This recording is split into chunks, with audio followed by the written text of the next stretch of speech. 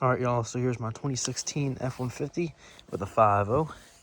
Making a video giving y'all a little update / review on it for people who are interested in high mileage trucks. This one has 201,000 miles on it. Get you a start up. It's also straight piped. Just got an exhaust put on it recently.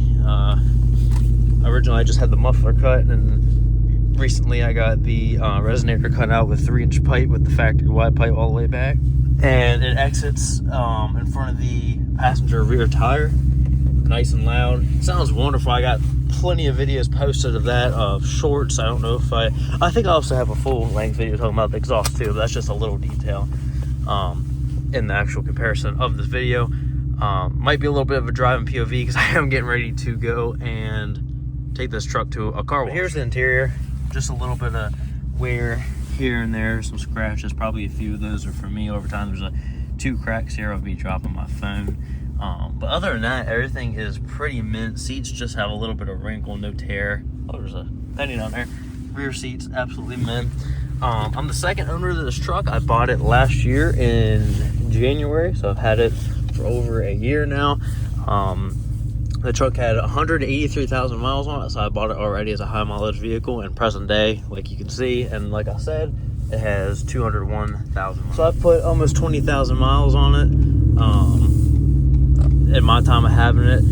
Failures that I did encounter while owning it, I had the heater core / oil cooler line assembly, which is basically just a bunch of rubber and plastic fittings. That went bad on me on the 4th of July. Coming home at night, I was stepping on it, racing this thing like a 5.0, and those lines blew out. I had to replace those. I also put a water pump in it because I thought the water pump was failing, which I actually realized it wasn't. But kind of preventative maintenance at that point, because they do last only about 100,000 miles, maybe 120,000 miles on average on these engines. So really easy job to do anyway. So I went ahead and threw a new water pump in it, along with my VCT solenoid on my driver's side. So I think it was bank 2 had failed on me. It was the intake side, I think, failed on me back in the fall. And the mileage on that was, I believe, around 195, 196, 197, somewhere around there.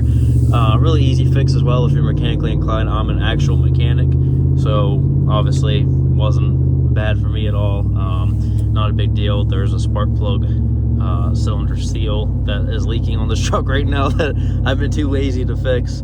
But I'm gonna fix it, along with preventative maintenance I'm getting ready to do. I'm getting ready to do spark plugs because 200,000 miles due for new spark plugs. I already did rear diff fluid, transfer case fluid. I'm getting ready to do transmission fluid. This is a 6-speed, by the way, 6R80, no 10-speed mumbo jumbo. That's what I love about these 2015 and 2017 trucks, is that you can get the glorious 5.0 with the glorious 6R80, which there are a lot of mixed opinions on the 6R80. Like, some of them have torque converter shutter, this and that, but honestly, 6R80 is going to give you the best run for your money compared to those damn 10 speeds from everything I've ever seen or heard in general. So anyways, transmission service coming up on this, along with the front diff service. The passenger side's axle seal, like the seal that physically goes into the diff, has a little bit of a leak, no big deal. But overall, for the mileage, I mean, that's what I've faced so far. So I can't really say too much there. Too many complaints. If you're interested in, I'm not making this video to brag about my truck's reliability by any means, because it has had some issues. I'm just telling you what to look into if you're thinking about buying one of these with higher mileage. I thought there was something else I needed to do too. I'm not sure if there's something else, but this truck, being a Lariat, has the heated seats on it, heated and cooled seats, which they do not currently work because the connector burnt up on them. These trucks are known for having that happen, where the connector burns up, and sometimes you have to replace the seat module that's underneath the passenger side seat, but most of the time you have to only rewire it. So I got to get a pigtail and rewire that. I just haven't done that. I've been lazy on that too. But honestly, yeah, that's what I faced so far. I do oil changes every 3,000 miles on all my vehicles. This truck doesn't matter. I mean, yes, I do it on this truck because it's high mileage, but honestly, even if this truck had 50,000 miles on it, I would still do oil changes every 3,000 miles. I'm just a stickler on keeping that oil clean and make engines last long. I got 201,000 miles now, and honestly, my goal is to get this thing to 300,000 miles plus, easy. You know what I mean? Transmission, I'm trying to take care of that too, so the transmission lasts. I've heard and seen a lot of good things about these trucks, about these motors. There's not too many of them over 200,000 miles, but they are out there. I saw one on Marketplace that was a 2015 that had 260 or 280 some thousand miles. It was getting close to 300,000 miles, so they're already out there. I know the Gen 1 Coyotes with their 6R80s, they are known for running forever. There's been people with 400,000 or 500,000 miles plus. And on this truck, did not come with the factory Apple CarPlay. I installed that on this truck by replacing the module. I made a video on that. I think I made just a very detailed short, not a full video. If you go through my shorts section, you should be able to find that pretty easily. Made a video on that of how to install CarPlay on these trucks, just replacing a USB port, along with, I also have wireless Apple CarPlay. So right now I'm connected. I don't have a wire connected to my phone. I just did a little TikTok shop mod thing there. But yeah, and I also have an intake on this truck. Future plans, I'm thinking about eventually adding a tune to this truck. I already have the intake. I'm thinking about putting a Boss 302 intake manifold.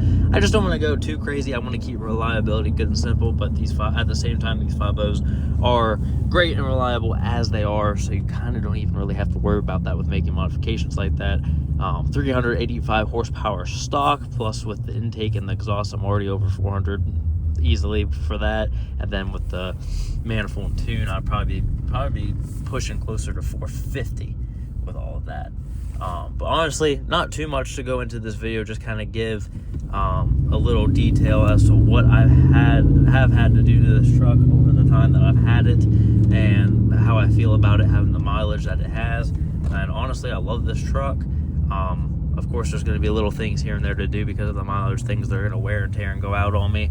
But overall, love this truck and plan on keeping it for many years to come, and to run it well over 300,000 miles. So thank you for watching this video. If you have any other questions, want to see any other videos, let me know. I've been thinking about making a comparison video of this truck compared to my 4.6 liter 2005 F-150, because they are very similar, as you may know, heritage wise, and that truck has 328,000 original miles on it as well. So, you know, another high mileage truck.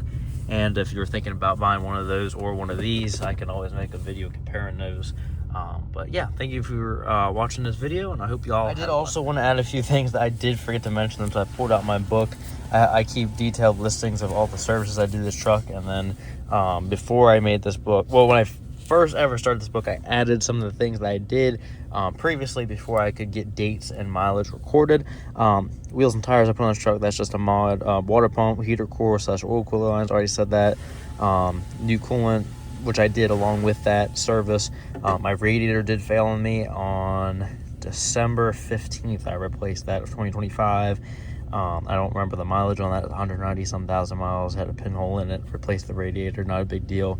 LED headlights, high beams, low beams, and fog lights, just a mod. I already said the VCT solenoid valve cover seals on the driver's side, which I do need to go back and do another one. Obviously, lever blades is a wear and tear.